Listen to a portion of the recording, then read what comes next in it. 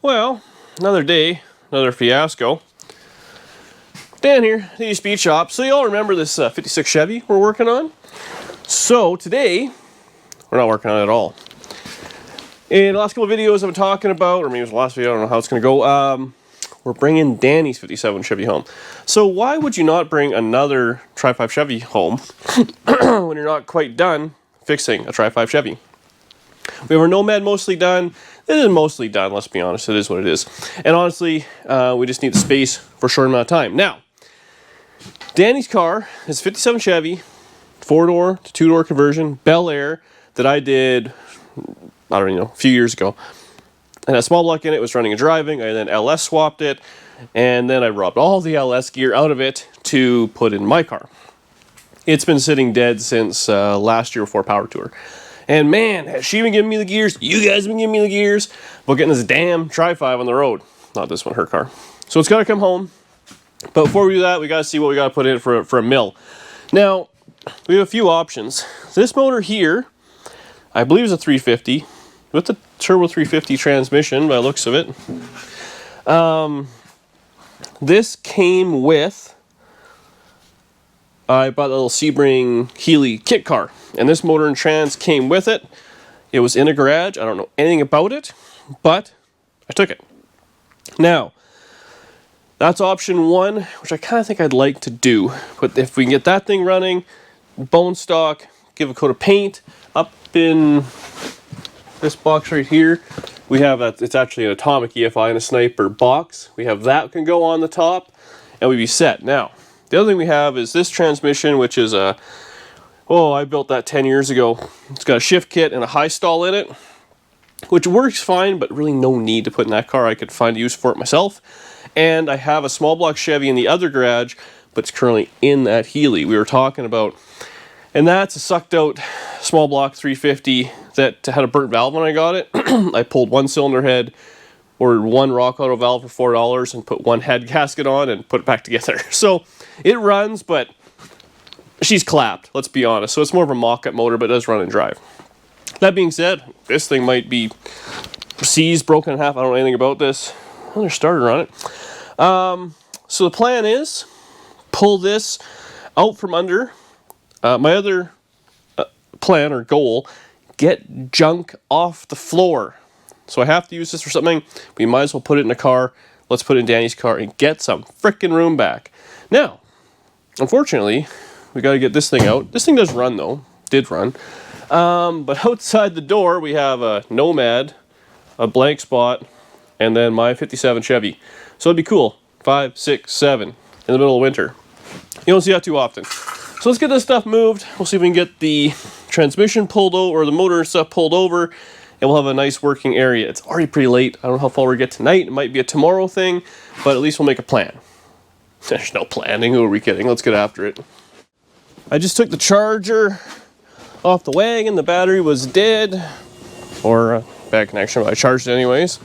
So let's see. Ooh, she's gonna be snug out there, but what are you gonna do? Badass cars. Hopefully I don't smash in the old Bobcat. Probably doesn't have a lot of give to it. All right, let's see how she goes. Fuel pump on. LS motors. They're so boring.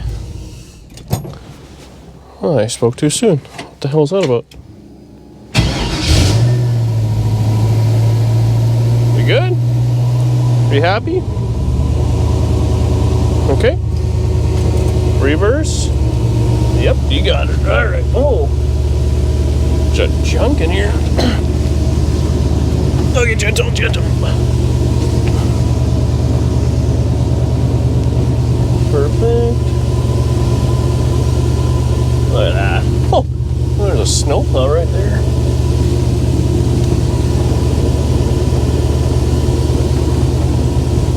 Nailed it. All right, shut it off. So I wrestled the motor out to there. Now, let's just chat real quick about buying used motors. Now, this one was part of a deal, so it was a freebie It's irrelevant if it's junk. All I'm allowed is my time hauling it. I can take a few parts off it, scrap it, use it as a core. I'm not into it for anything. Now, if you're buying a motor off Marketplace, Craigslist, whatever it may be, you're buying the guy, you're not buying the motor. Everyone's going to say, oh yeah, it ran great, this and that, blah, blah, blah, blah. It's a crapshoot. And here's the other thing.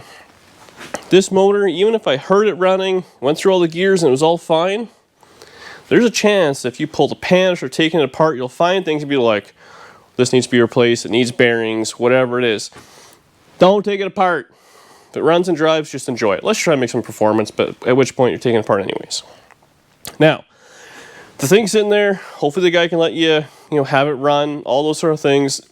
If you can't do that, really be leery. I mean, really go in there with like, if you can't hear it run, it's a total crapshoot. The price goes down. Now, if you can't hear it run, make sure it's cold to start. You can touch it and all that.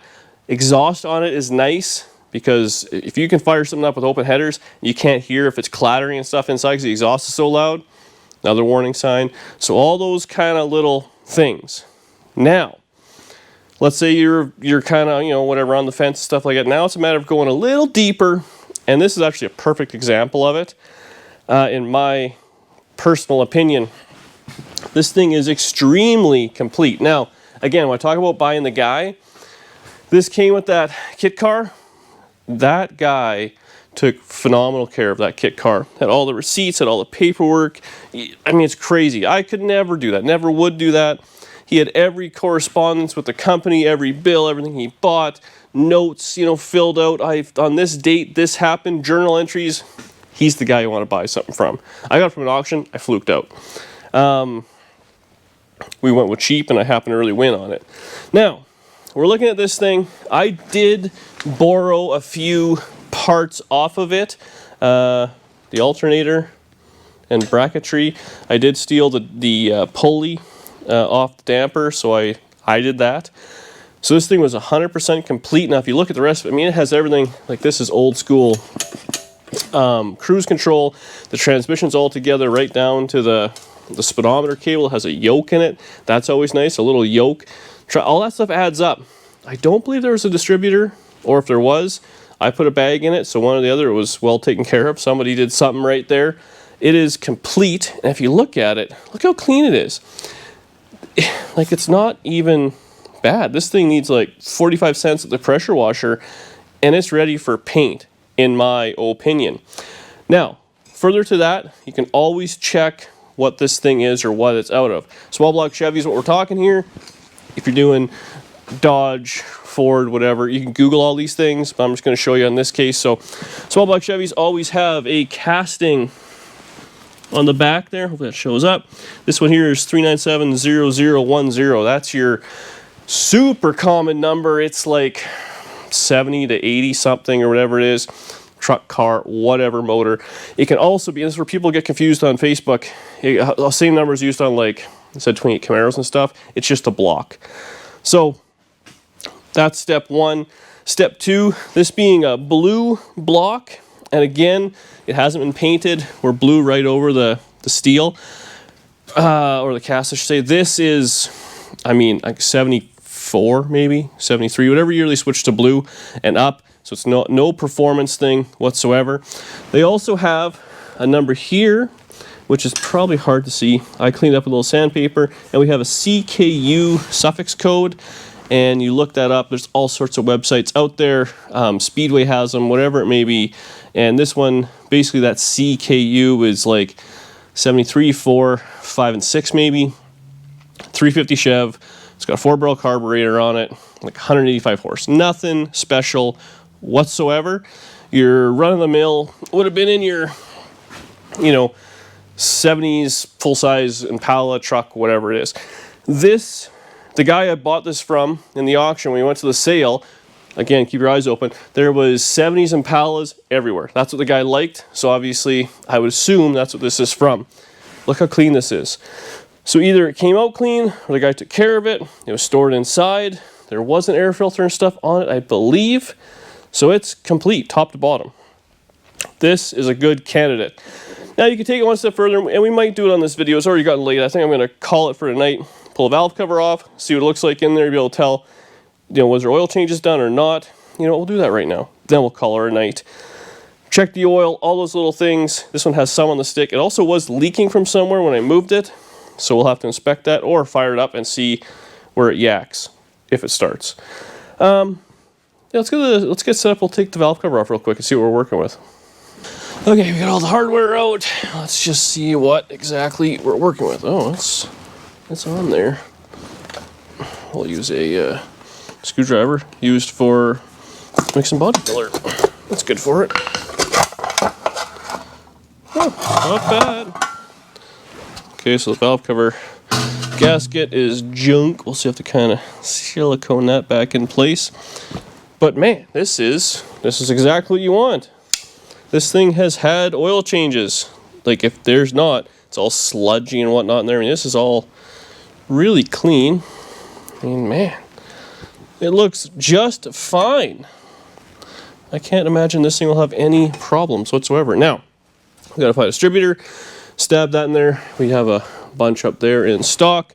We'll have to jumper the starter, roll it over, find top dead center, all those good things, and do all that all tomorrow. We gotta get gas, we gotta get some oil, a few little odds and ends, but we should be good. This is, so far it's a win. If I had the balancer bolt in there, I would put a bar on it and turn it over. But always check that as well. Obviously, if you can't start it, you crank it at the front, and if not, you can always put a bar on the ring gear or whatever it is and give her a roll over. If it rolls, you're probably fine. Might be able to do it by hand, but we'll just hook a starter up tomorrow. It'll be fine.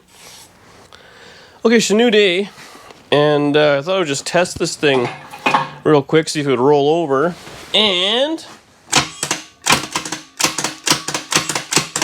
she's a little on the lax side. Bummer. But what I did get, I actually stole off another motor I had, was a crank bolt. So we'll see if we can maybe put a little leverage on there, have it go one way or the other. See if we can rock it back and forth. Pull a few plugs out maybe, and see what we got.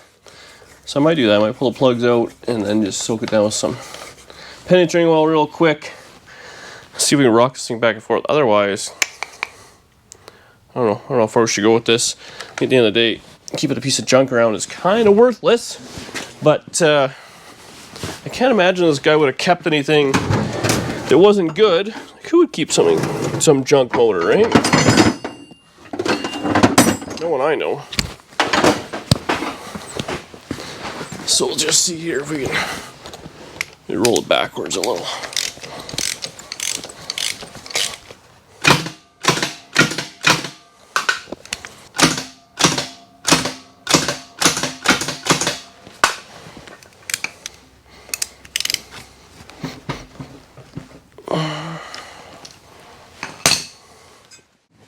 So remember, when I said this thing was going to be a good motor, well, so I went to go take the spark plugs out.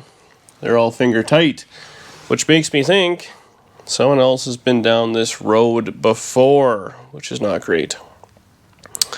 So I think the next step, I tried kind of cranking on the bar a little bit. Now there's a bunch of different ways you can do this.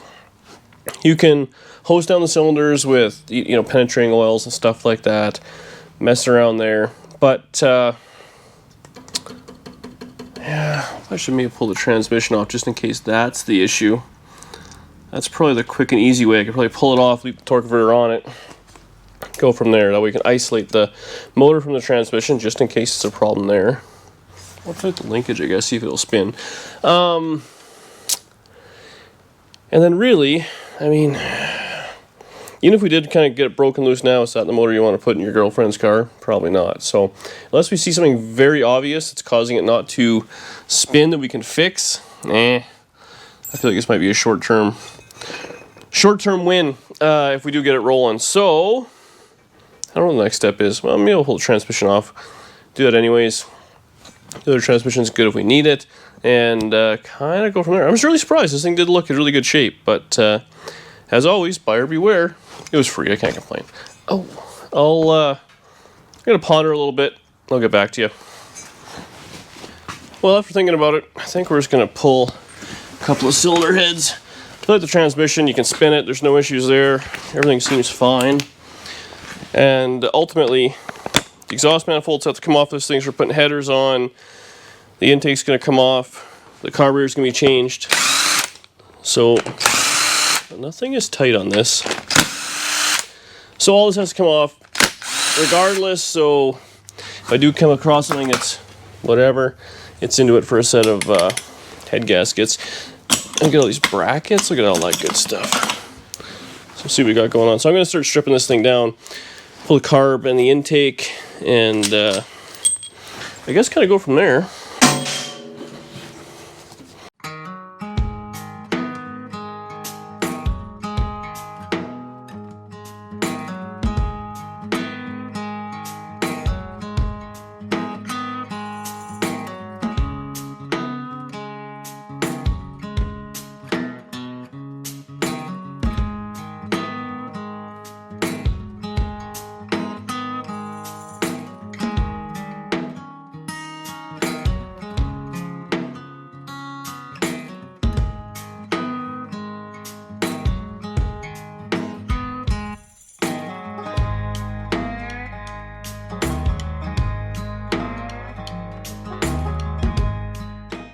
Oh, okay, that bolt, a couple of these really fought me there.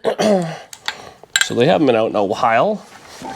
That's going to be on there pretty good. Yeah, bar.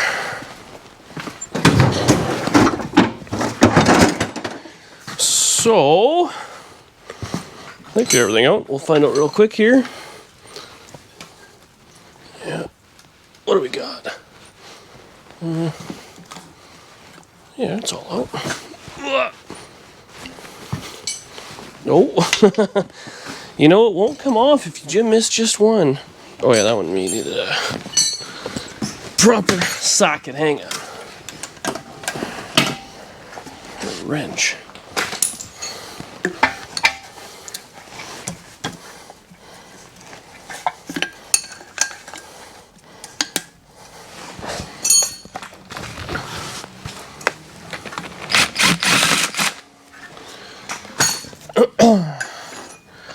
Okay, now we'll see what we got. Junk intake manifold. What's this caught on? It's heavy. Oh, fuel line. Oh. Okay. Not great. What am I caught on now? More vacuum lines.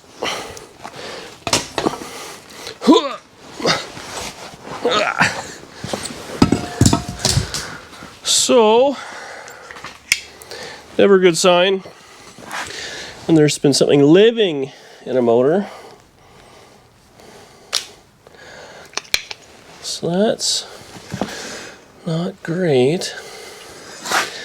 Well, I guess at this point, cylinder head off is our next best bet. Well, look at that. I spoke too soon thinking I had something good. Such is life. Looks like it's getting a junkyard motor that I already have. Okay, so now we're still going to see if we can get this thing roll over, find out what its problem was. But I'm through the cast numbers on the heads, and these are 993s, which apparently are decent, you know, post-smog era head. That's fine. From a standpoint of spare parts, you know, never hurts to have rockers look in decent shape. We'll see what the wear section is. Push rods, all those things. Never bad to have extra small block Chevy stuff for me if I don't decide to get this thing running, and for you as well. So we'll loosen all the rockers, get the push rods out, so you kind of got to wiggle them around to get some of the head bolts. We'll have a cylinder head off this thing, toot a sweet.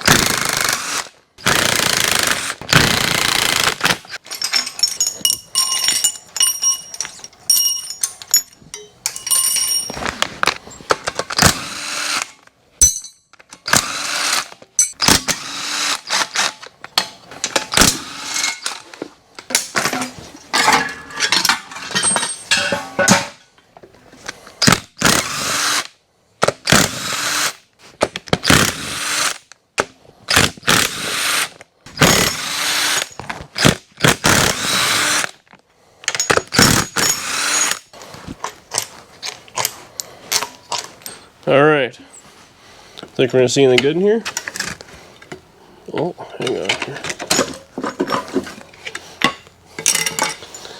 Survey says, oh, yep. Not great. So at this point now, we're done. That's not going to clean up. That's full-blown garbaggio. No matter what, even if it did roll over, that would smoke and huff and be unhappy. So odds are one on this side, there'll be one on that side. Same dealio. Bummer. So at this point now, we're going to strip this thing for its parts. Well, man, I really thought we were going to have a, motor hasn't run in a while. Let's fire it up. Let's do all that sort of fun stuff. Instead, I've been storing scrap metal for no reason. Bummer. But, steal some stuff off it. I'm going to pull the other side off real quick just because we'll give it a once over. Then we can make a decision. Or talk about what's good, what's bad, and what you should keep and what you shouldn't. And don't be like Dan.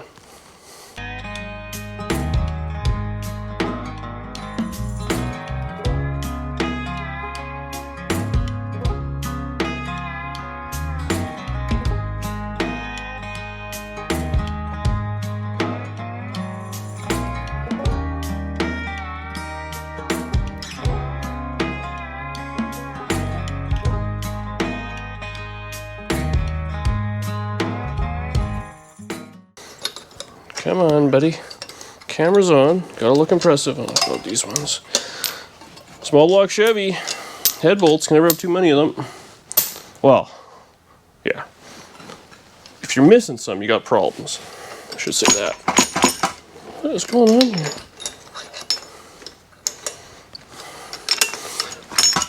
There we go. Just need a little muscle. I believe the push rod's in this.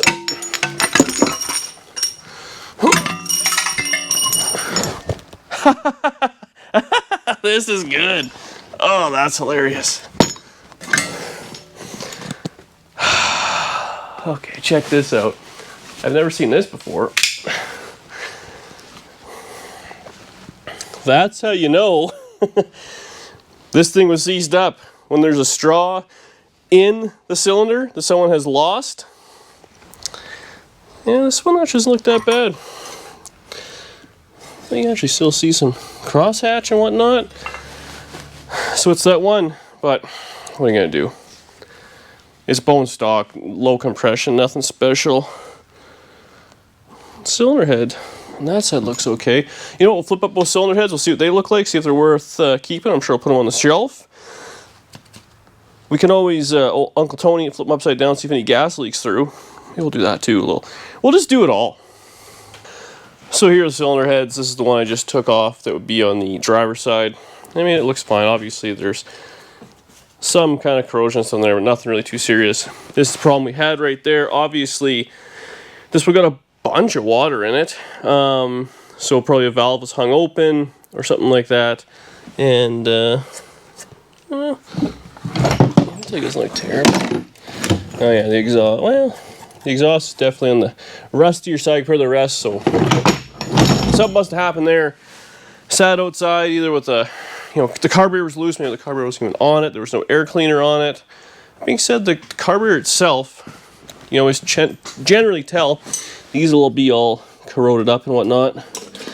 This one, it moves, so might have just not had a carburetor on it, or who knows what happened, but there's a bunch of water in that cylinder and she ain't good. And the fact, like I said, that there's a straw in there, someone was obviously trying to free this thing up, didn't go that far. Now, because it doesn't roll over, it's going to be a pain, well, impossible, to take the transmission off properly.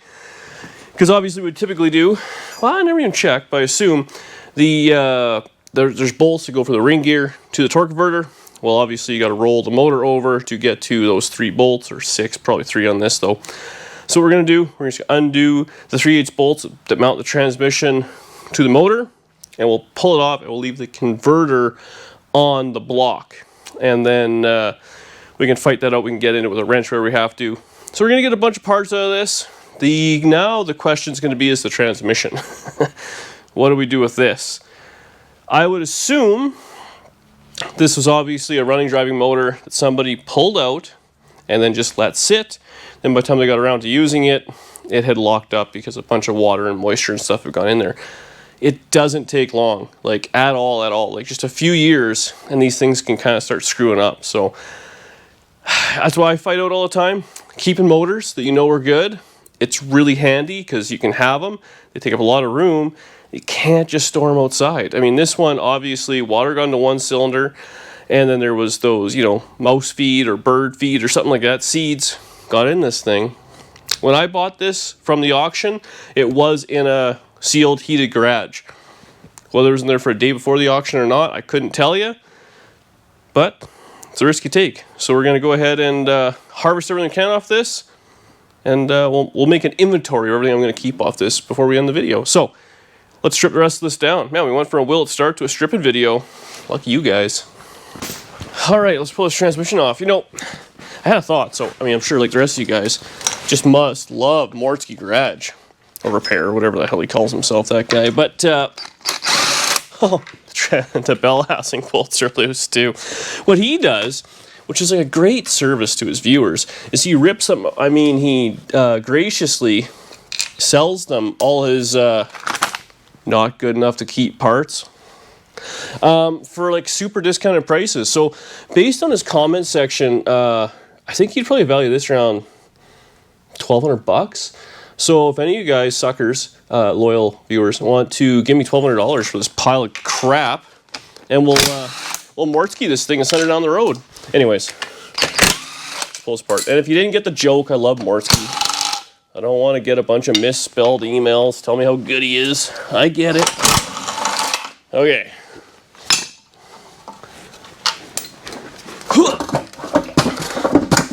Gentle. Where's my bar? It's all about the bar. What's in there? What the heck's going on? No, nothing's attached.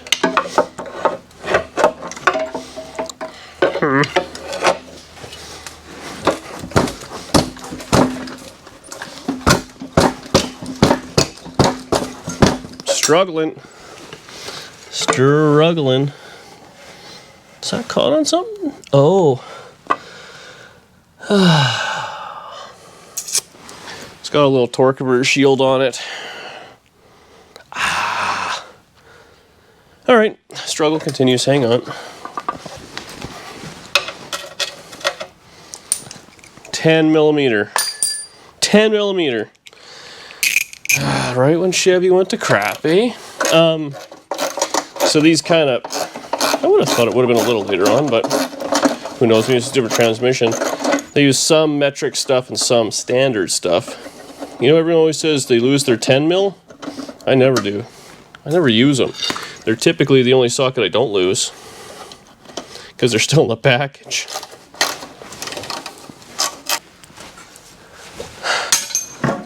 All right. Let's get these things apart. There we go. Man. Don't take much to ruin your day. It's just gonna yak. Transmission fluid everywhere? Probably.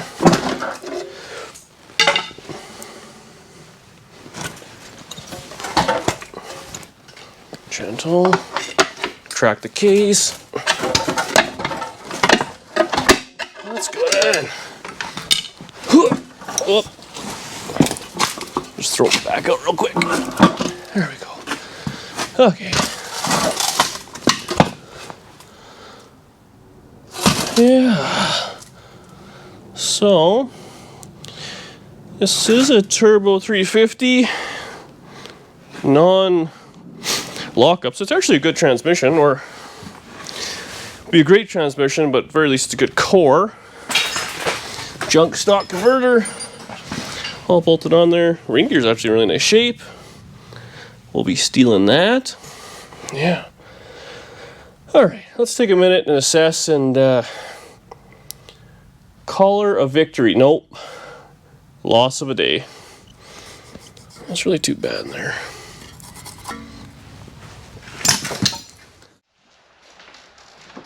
Remember that that mint motor I said I had? Is it not mint? For your car? Well, is it unmint? I mean... I see it's a par... Oh. So we're going to have to move on to plan B. Which we don't have yet. What's plan B? I don't know. Buy another motor. You know where there's a great motor? Where? In a 57 Chevy. That's mine. You know where there's another great motor? Where? In a Nomad. No, that's mine too. You want to know where there's another great motor? Where? Convertible. Nope, that's also my motor. All of which you have stolen from me. Nope. Most of those are mine. So we got this thing yard sailed across the garage. You know, obviously, we'll see if we can take these cylinder heads apart. We'll see how bad the pitting is, where the valves go. Probably not worth repairing, but you never know. We'll keep them around. Cast iron intake manifold, garbage. Steel valve covers, I keep. There's a bunch up there. I just keep them. Stuff like this now, which used to be just absolute throwaway garbage, stock stuff, is now worth its weight in gold. Drives me crazy. Any little bracketry, stuff like that, we're going to keep it all. Water pump, we're going to keep that as well. I mean, up there we got 3 or 4 water pumps. You never know when you need a spare water pump. It might be junk, but again, if you're putting on just some junk motor, you don't want to waste a bunch of money. Pulleys, man, have you guys ever tried to buy a pulley today? It's ridiculous. Exhaust manifolds will probably throw in the garbage because I have no use for those. Rochester carb, we'll keep it. You never know. We need one of them. We'll probably pull off the oil pan, the fuel pump. We'll keep all that stuff. Depending on how far you want to go, you could save the internals of this thing, but I probably will not. Transmission, again, all these little things add up, so we'll see. We'll, you know, if we need one down the road, we'll flip it upside down, we'll pull the pan off, see what it looks like. If it's, you know, decent inside, just like a visual inspection, we'll try it out. Worst case, I mean, the yoke, it's got a good yoke. I keep every extra yoke I have on the wall there. All these little things add up. I mean, if you need a yoke, it's $50. You need a ring gear, it's $50-$60. Water pump, fuel pump, all these little things. So even though it's a bust, I really thought this thing was going to be a pretty easy little video. We're going to fire it up, have it run on the ground, and they're going to gamble the transmission and slap in Dani's 57 Chevy. Instead, we got a bunch of spare parts. So, I mean, it's basically just another version of a win. As far as I'm concerned, Dani's not as happy behind the camera. I told her the plan was to have this motor in her car. But we do have a motor. We do have another transmission. We'll make it all work. They just, they're a little more performance-y stuff. But hey, what are you going to do? So, I guess when you're buying something, I really thought this, by visually, I thought it'd be pretty good. Always make sure you know what you're buying to the best you can. If you don't know, if you're not 100% sure, if you don't hear it run or trust the guy 100%, lowball them. Mortsky repair them. Because you're going to end up with junk like this. And now one man's treasure is another man's scrap metal. So thanks for watching. Make sure you leave a comment below, because clearly I need to hear what I did wrong here. And I'll see you on the next video. I don't know what we're doing next, but there's always something. Oh, Dani wants to say something. Thanks for watching. Who votes we just take one of the motors he's stolen from me and puts it in my car? I've only stolen one motor and I was replacing it with this one. That you've moseyed around between every other car. Subscribe below. Thanks for watching.